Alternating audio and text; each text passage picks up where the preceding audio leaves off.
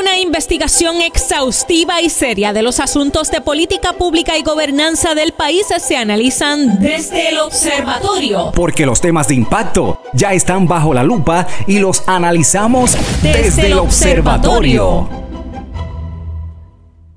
Saludos amigos y bienvenidos una vez más a su programa Desde el Observatorio, programa del Observatorio de Sociedad, Gobernanza y Políticas Públicas de la Pontificia Universidad Católica de Puerto Rico. Como siempre les habla su servidor, el doctor Hernán Vera Rodríguez, director del observatorio, y la señorita doctora Jennifer Castellanos Barreto. Saludos, Jennifer.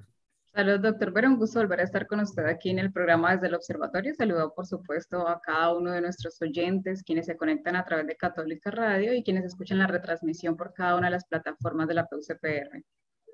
Perfecto, Jennifer. ¿Nos hablas de qué trata el programa de hoy? Claro que sí. En este programa estaremos hablando del rol de la Fundación Comunitaria de Puerto Rico en la búsqueda de la equidad. Sí, fíjate, Jennifer, esto es parte de lo que fue un foro que ofreció el observatorio hace algunos meses, que se llamaba Construyendo la Equidad Racial en Puerto Rico.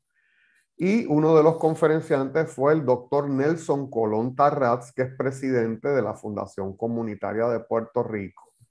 Para aquellos que no conozcan al doctor Colón Tarraz, pues Jennifer, nos gustaría que presentaras algunos datos del compañero. Claro que sí, el doctor Nelson Colón Tarraz posee una maestría en antropología de la Universidad del Estado de Nueva York y un doctorado en educación en la Universidad de Harvard. Desde el 2000 es el presidente de la Fundación Comunitaria de Puerto Rico, la primera fundación comunitaria en el Caribe y América Latina y única en Puerto Rico. En el 2018 fue nombrado presidente emérito de la Junta de Directores de Hispanic in Philanthropy. Además es miembro de las juntas de directores como la Fundación para un Mejor País y la Red Iberoamericana de Fundaciones Comunitarias. También perteneció a la Comisión de Derechos Civiles de Puerto Rico y ha sido consultor internacional sobre filantropía comunitaria.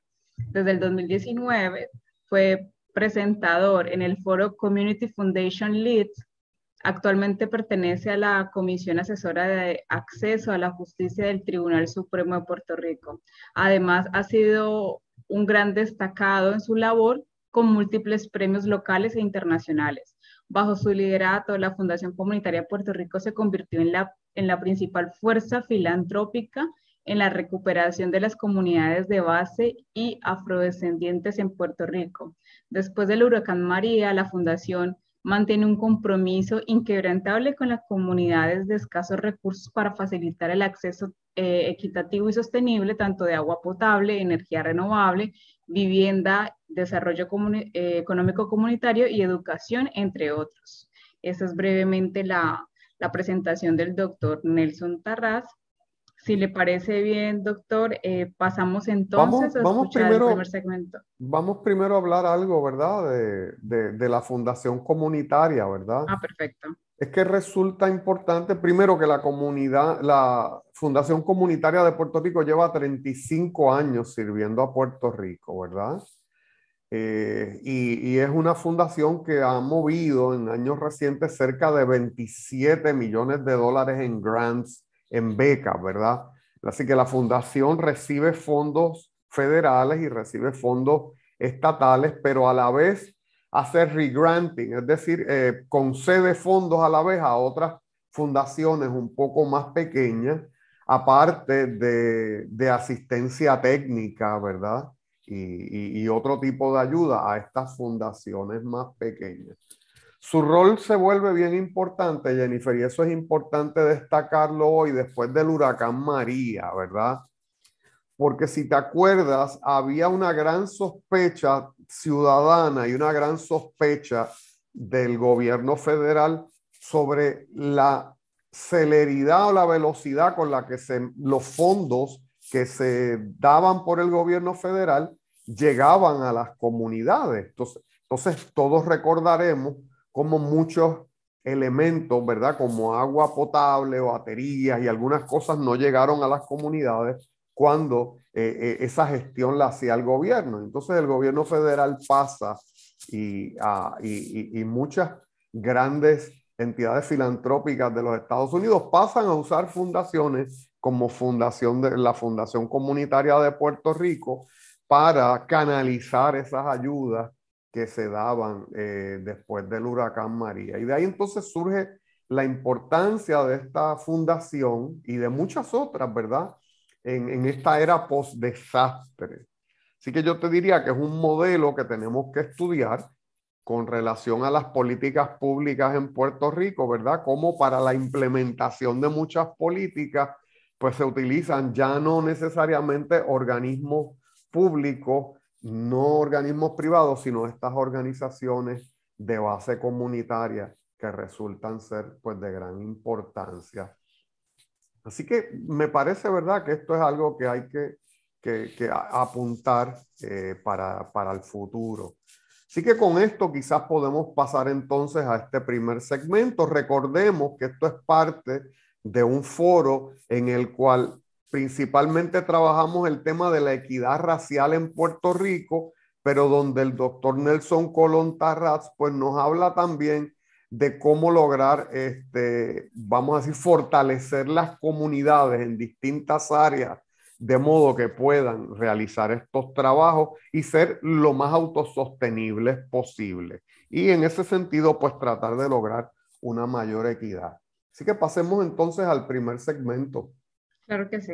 De verdad que para mí es un honor, es un privilegio tener esta conversación con ustedes y agradezco inmensamente al doctor Hernán Vera la invitación, agradezco estar conversando con Palmira, con quien tengo una conversación casi permanente sobre estos temas. Pero me llama en particular la atención todo el tema de construir equidad.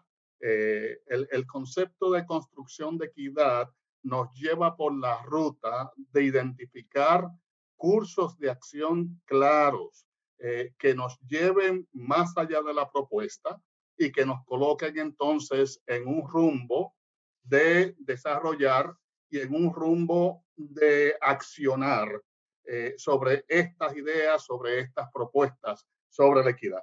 Así que a mí me gusta imaginarme estas presentaciones siempre como una ruta de vuelo, ¿verdad? Así que el punto de llegada nuestro en esta conversación es que podamos compartir con ustedes, que yo pueda compartir con ustedes unas experiencias concretas de acción para lograr mayor equidad racial en Puerto Rico.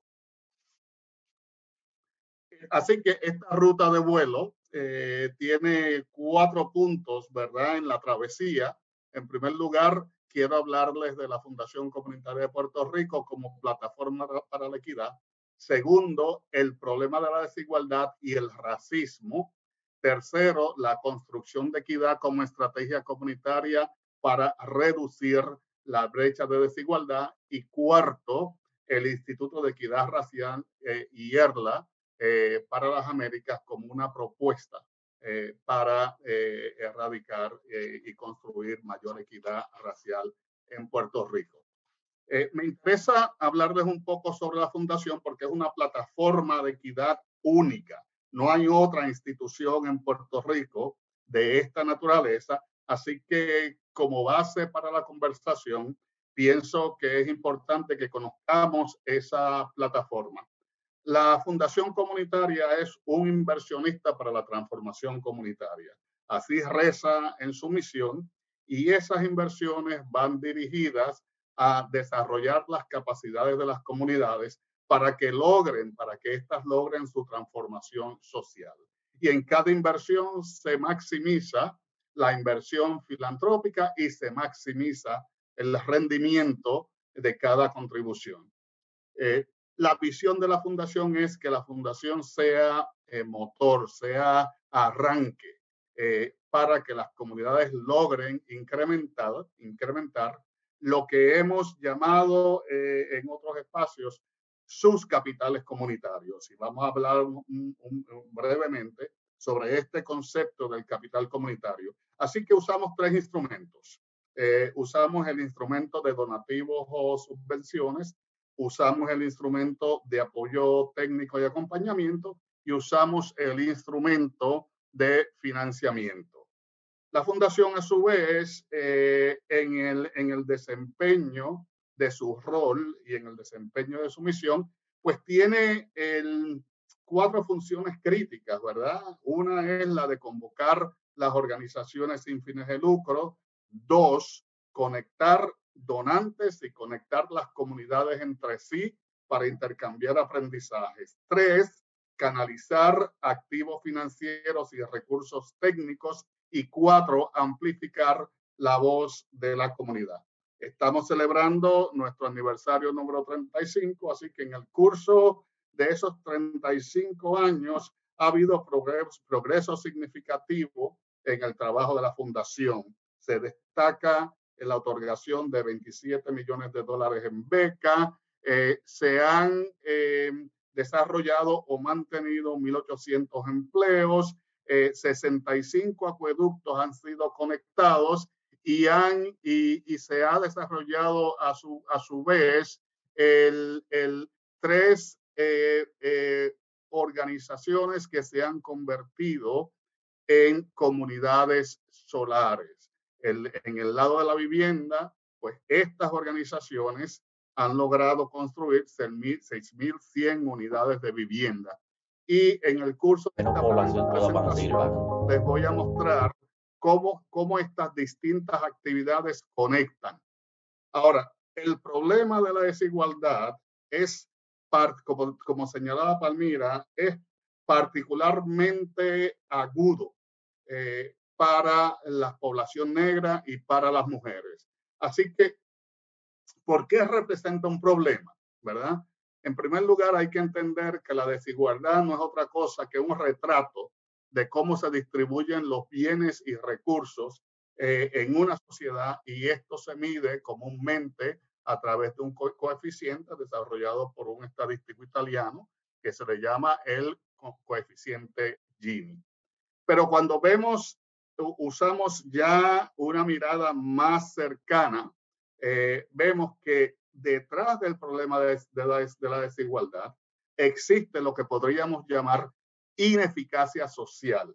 Es decir, la incapacidad de una sociedad o de un Estado para producir oportunidades de calidad.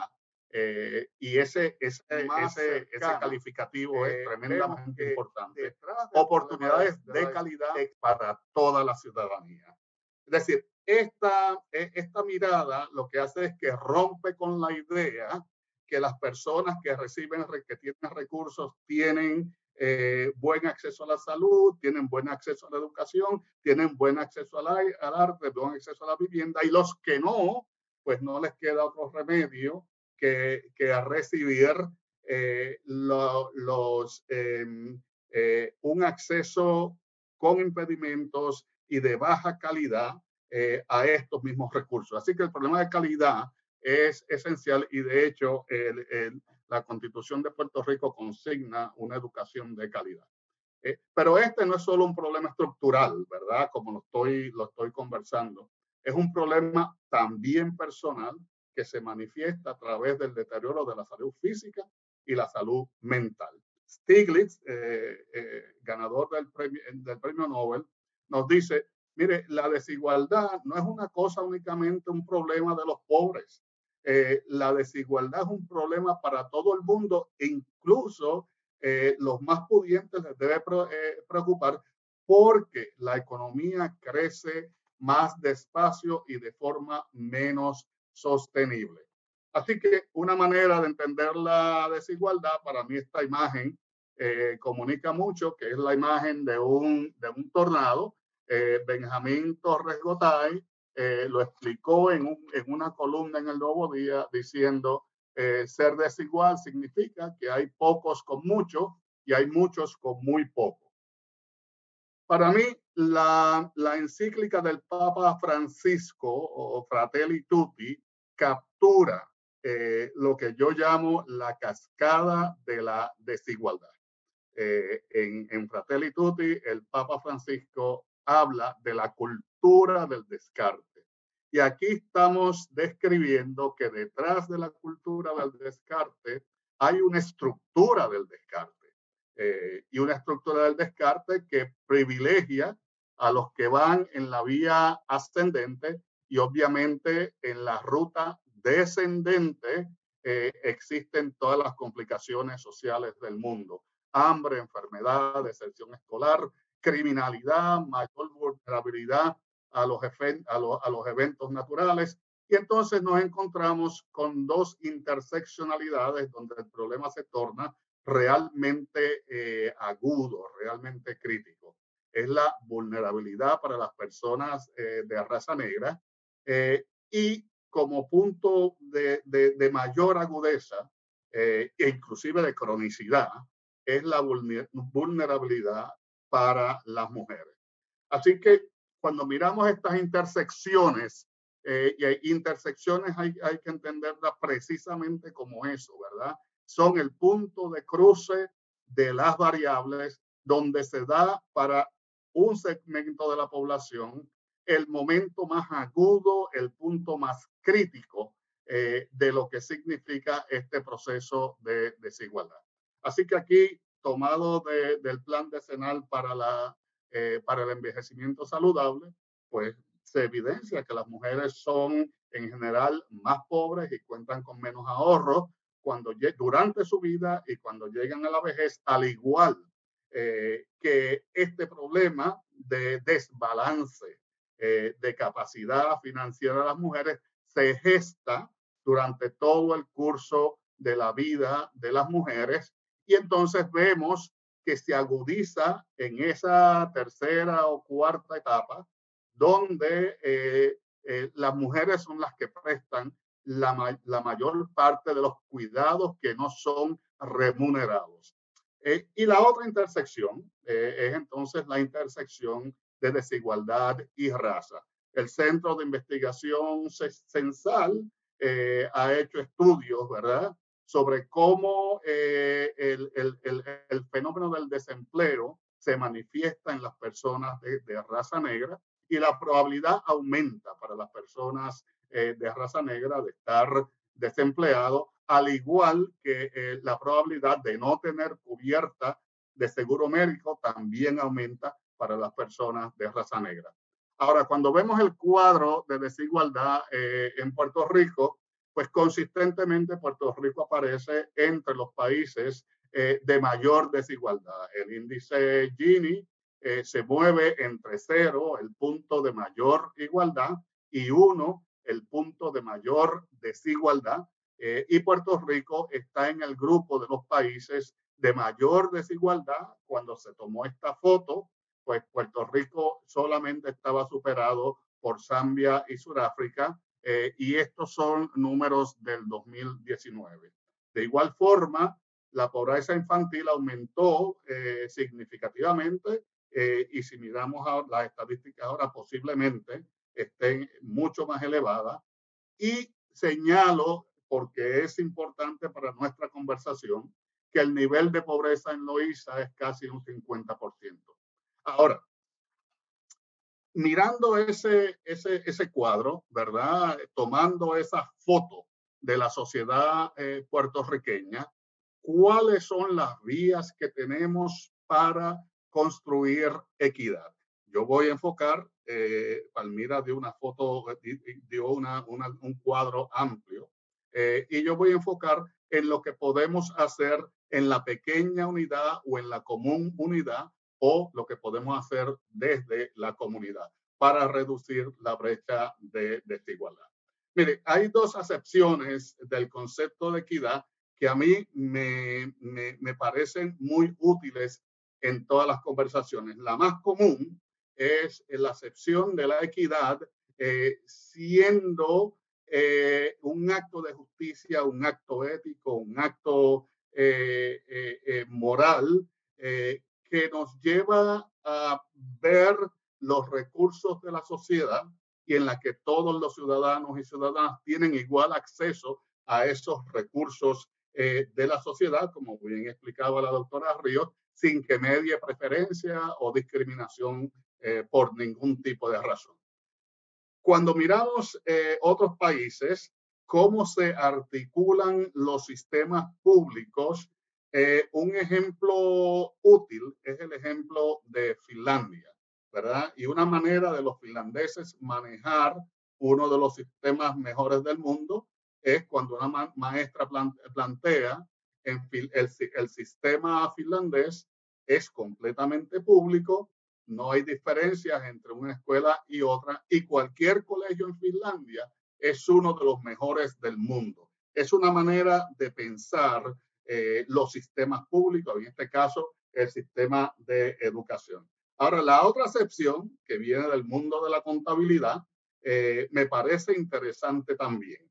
Es el valor en el mercado de lo que poseo menos lo que debo. ¿Por qué lo traigo? Porque ya sea como acto de justicia o ya sea como fórmula financiera, es una forma de balancear lo que está desbalanceado, ya sea en el caso de género, en la clase, acceso a capital, poder político, etc. Así que la equidad es importante verla no como una sola fórmula, no como una sola ruta, sino un ecosistema que permite que la persona pueda desarrollar sus capacidades y que esa persona con capacidades desarrolladas tenga entonces un entorno físico, social, económico y político que los apoye. Y lo que hace, en lo que le da poder al ecosistema, es la interacción entre ambos. Así que hay tres rutas amplias de equidad, como podemos ver en la presentación de la doctora Ríos, y yo le añado la tercera ruta, que es la ruta de la política pública, es la ruta judicial cuando llegan controversias y también muchas de las controversias que vimos en la Comisión de Derechos Civiles, y es la ruta comunitaria la que nos permite construir equidad desde la base de las comunidades. Es decir, entre que se formula política pública y entre que los tribunales resuelven, entonces podemos ir andando pasos hacia una mayor equidad desde la base de las comunidades. Amigos, vamos a una pausa y volvemos en breve desde el observatorio. Desde el observatorio, bajo la lupa. Acciones con propuestas.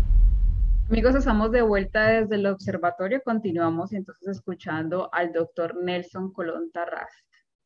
¿Cuál es el diseño que usamos para estimular el crecimiento de mayor equidad desde las comunidades? Usamos un diseño de capital comunitario.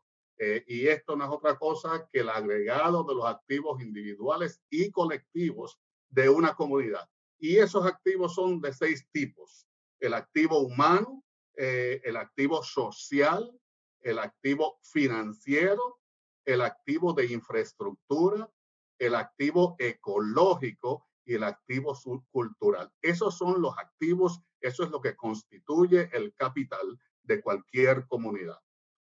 Ahora, cuando vemos esa experiencia concreta, pues el activo humano o el capital humano tiene varios elementos en sí. Primero, el de la preservación de la vida. Aquí estamos viendo una foto de un grupo que se llama Acuerdo de Paz en Loíza, donde está Taller Salud mediando e intercediendo con los jóvenes para que estos logren preservar su vida. Pero parte de esa preservación de la vida se da a través de la salud. Así que aquí vemos una foto del Centro Comunitario de Salud en Loíza, y la fundación hizo una inversión en el desarrollo del sistema de energía solar para que esta clínica pueda continuar funcionando aún si no hubiera corriente de Luma. Y el otro componente de ese capital, el otro activo importantísimo, pues entonces la educación. Y aquí estamos presentando la experiencia de nuestra escuela, porque nuestra escuela, reconociendo las circunstancias difíciles, incluyendo a veces que amenaza la vida de los estudiantes, en lugar de esperar que los estudiantes vayan a la escuela, lleva a la escuela a la comunidad. Así que esta es una escuela en el seno de una comunidad en Loíza. Aquí vemos entonces el poder del capital social. Y el capital social a su vez tiene dos componentes, ¿verdad? Por un lado es el capital de enlace, es cómo la gente se conecta internamente en una comunidad. Así que aquí tenemos la experiencia de los acueductos comunitarios. Y segundo, el capital de puente. Y aquí se usa el concepto de puente para referirse a las relaciones que se dan entre una comunidad y el exterior e instituciones externas. Quiere decir, aquí lo que estamos viendo es un grupo de fundaciones de Estados Unidos reunidos en Loíza con la alcaldesa de Loíza y líderes comunitarios. De igual forma, el capital financiero, que tiene distintos elementos ahí dentro, pero uno importante es el desarrollo de empresas y empleos, el desarrollo de empresas colectivas como la cooperativa de costureras de Loíza, y finalmente el acceso al financiamiento para la vivienda y el acceso al financiamiento para empresas y empleos, que es lo que nos muestra aquí la foto de la firma de esos préstamos en la Escuela de Derecho. Cuando vamos a la infraestructura, pues la infraestructura hemos hecho inversión para que las viviendas que se reconstruyeran en Loíza fueran viviendas de calidad. Pero interesantemente, esas viviendas a su vez tenían un sistema solar, de energía solar, en cada casa que se reconstruyó, rompiendo así la vulnerabilidad tradicional. Hay otro ejemplo importante aquí para esta conversación y es Pirucho Coop. Pirucho Coop es una cooperativa en la comunidad de San Salvador, cerca del obispado de Caguas, y es la primera cooperativa solar comunitaria en Puerto Rico dirigida por el padre Feliciano.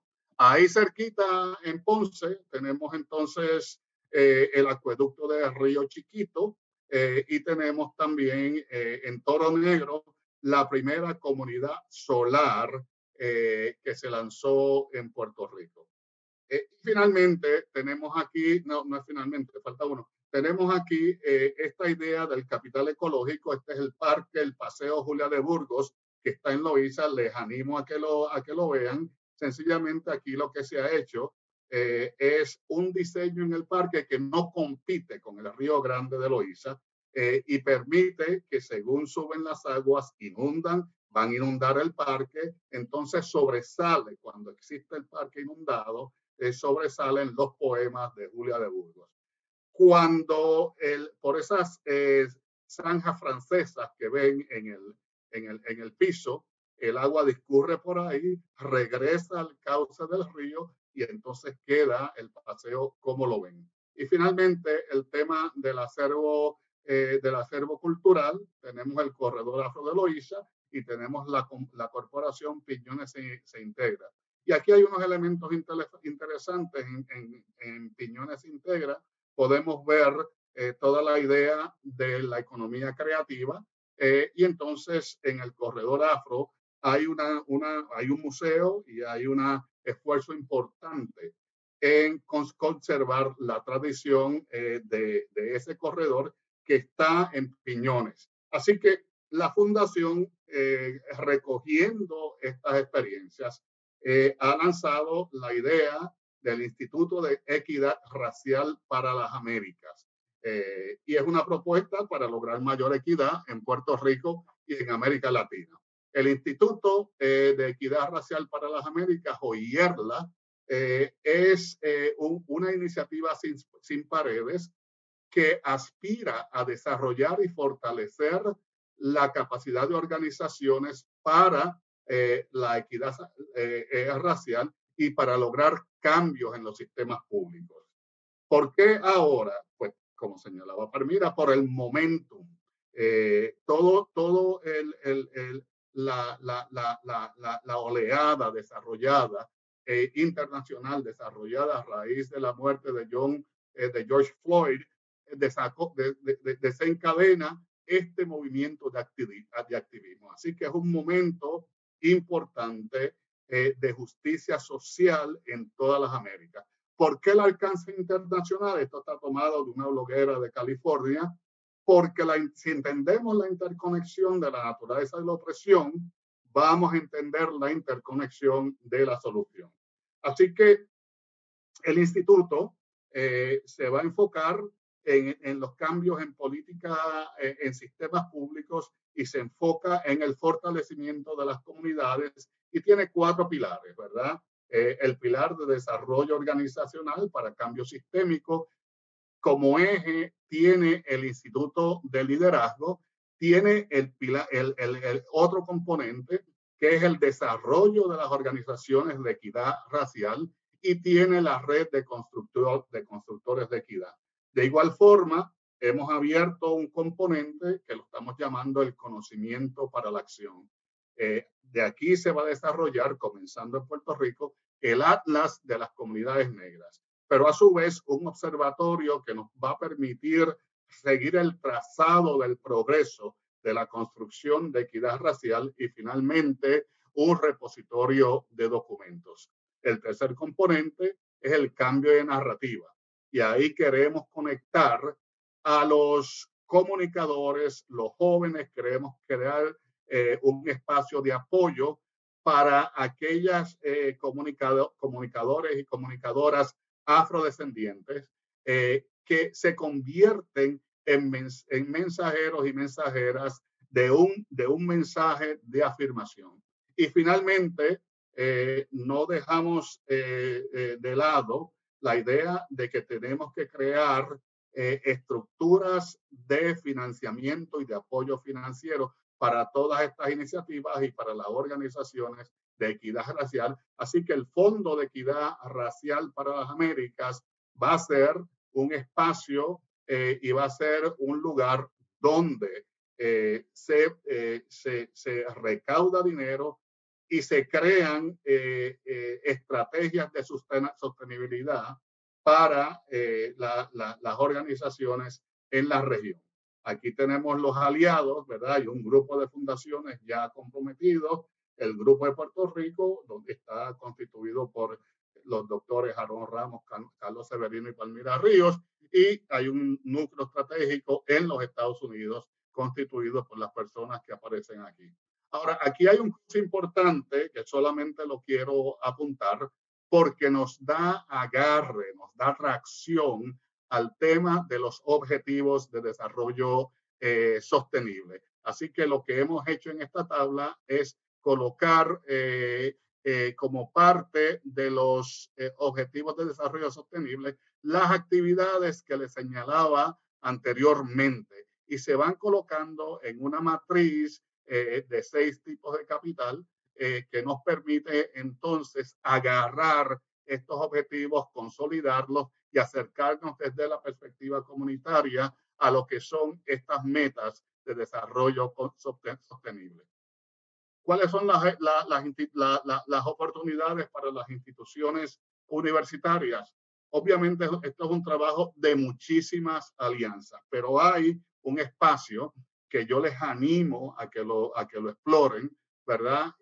Y es los dineros aprobados para organizaciones sin fines de lucro en Puerto Rico a través del programa de CDBG CDBG-DR, Community Development Block Grant Disaster Relief. Son 10,000 millones de dólares. 10,000 millones de dólares para organizaciones sin fines de lucro como la Universidad Católica. Así que no hay que perderle la visión a eso. El tamaño del sector sin fines de lucro en Puerto Rico, incluyendo universidades, incluyendo hospitales, incluyendo cooperativas, es 2,000 millones de dólares. Así que se ha creado ahí una brecha de 8,000 millones de dólares que son realmente recursos para el desarrollo comunitario en Puerto Rico, y hay que entenderlo y hay que acercarse y hay que saber manejarlo. Y finalmente, otra área de oportunidad es la colaboración con IERLA. Así que cierro estos comentarios con una conversación que me imaginé entre el Papa Francisco y Martin Luther King. Y comenta el Papa Francisco, es posible anhelar un planeta que asegure tierra, techo y trabajo. Y Martin Luther King le dice, Papa Francisco, pero es que yo tengo la audacia de creer que la gente en todos lugares puede tener, me está tapando la cita aquí, 3 comidas al día para sus cuerpos, educación y cultura para sus mentes, y puede tener, denme un minutito aquí, ya llego. Es que la pantalla está todo, y pienso que estas citas vale la pena rescatarlas. Educación y cultura para sus mentes, y dignidad, igualdad y libertad para sus espíritus. Y Papa Francisco le contesta, lo primero es el amor. Lo que nunca debe estar en riesgo es el amor. El mayor peligro es no amar. Y a esto Martin Luther King reflexiona diciendo, la oscuridad no puede sacar la oscuridad, solo la luz puede hacer eso. El odio no puede sacar el odio, solo el amor puede hacer eso. Muchas gracias y vamos a conversar. Doctor, hemos escuchado entonces al doctor Nelson Colón Tarras. Me gustaría que en este espacio nos dieras algunos comentarios en relación a su ponencia. Sí, fíjate, Jennifer, resulta interesante, ¿verdad? Que doctor Colón Tarras nos habla de las fuentes de la desigualdad, ¿verdad? Sí que, a pesar de que el tema original del foro era de la equidad racial, pues él trae unos temas bien interesantes, ¿verdad? De cómo la desigualdad racial y la desigualdad por género, pues a veces tienen una base económica, ¿verdad? Y entonces nos trae una información importante allí de cómo Puerto Rico resulta ser, según los coeficientes económicos, como el coeficiente de Gini, pues resulta ser uno de los países más desiguales del mundo, ¿verdad? Muy parecido a lo que en América Latina le llamamos las sociedades duales, donde tienes unos altos niveles de riqueza concentrados en el tope de la jerarquía social, por llamarlo de alguna manera, y donde tienes una amplia base de personas que luchan día a día, ¿verdad?, por lograr cubrir sus necesidades básicas. Y hace una relación, obviamente, a las poblaciones afrodescendientes y cómo esas poblaciones afrodescendientes, por razones históricas, pues no han tenido acceso a muchos de los elementos que le permitían competir en una sociedad capitalista como la que vivimos. Y entonces existe, vamos a decir, como una cierta doble exposición en el caso de las mujeres. O sea, si eres mujer, pues sabes que en el primer estudio que hicimos sobre los trabajadores en Puerto Rico, pues se hablaba del techo de cristal, de cómo las mujeres luchan en nuestra sociedad, pero a veces no logran ascender a posiciones, a puestos de mediana jerarquía, de alta jerarquía, y cómo en estudios como el de Caraballo, Cueto y Alméstica, y Segarra Alméstica, pues se prueba que las mujeres ganan en términos generales en Puerto Rico menos dinero que el que ganan los varones, que hay una brecha salarial. Así que esa brecha salarial está por género, pero posiblemente también se da por raza, ¿verdad? En Puerto Rico hay un fenómeno, sabes que lo hemos dialogado, lo del tejado de cristal, pero no ya por género, sino por raza. Eso es un estudio, ¿verdad?, que en Puerto Rico a mí me parece que hay que lograr. Y entonces, pues ese es el ámbito donde, ¿verdad?, el ámbito de influencia de la fundación comunitaria, ¿verdad? Él habla de 3 ejes en el que interactúa la fundación comunitaria para tratar de lograr una mayor equidad en Puerto Rico, que es, número 1, tratar de influenciar las políticas públicas. Número 2, y quizás el centro de su trabajo, es el trabajo comunitario, ¿verdad? El darle las herramientas, el empoderar a las comunidades, el acompañar a las comunidades, de modo que ellos puedan ayudar, los miembros de esas comunidades, a solucionar sus propios problemas, ¿no? Y por otro lado, pues nos habla también de un vector judicial, ¿verdad? De cómo muchas de estas controversias que tienen que ver con discrimen, sobre todo en el ámbito laboral, sobre todo en el ámbito salarial, pues pueden tenerse que ver en los tribunales. ¿Qué te pareció eso, Jennifer? Interesante, además de resaltar que este tipo de fundaciones son muy importantes y hay que reconocerse en estos espacios para que la comunidad en sí conozca qué hacen también otras fundaciones en situaciones de crisis. Muy importante y resaltar que después del huracán, fue una de las fundaciones que buscó más fondos para poder promover quizás un bienestar a estas localidades o de áreas de Puerto Rico que fueron más afectadas y vulnerables. Creo que traer este tema a colación en el espacio desde el observatorio es una posibilidad para que quienes no lo sabían sepan que también hay fundaciones que trabajan de esta manera y que tienen un bien común, ¿no? Basado en la comunidad. Eso es algo que vamos a tratar de dedicar a algunos programas, Jennifer. Es algo que Ujú. teníamos en mente, tratar de destacar el rol de algunas de estas organizaciones de base comunitaria que lograron un gran trabajo, sobre todo después del huracán María y después de los temblores. Así que no voy a adelantar, ¿verdad?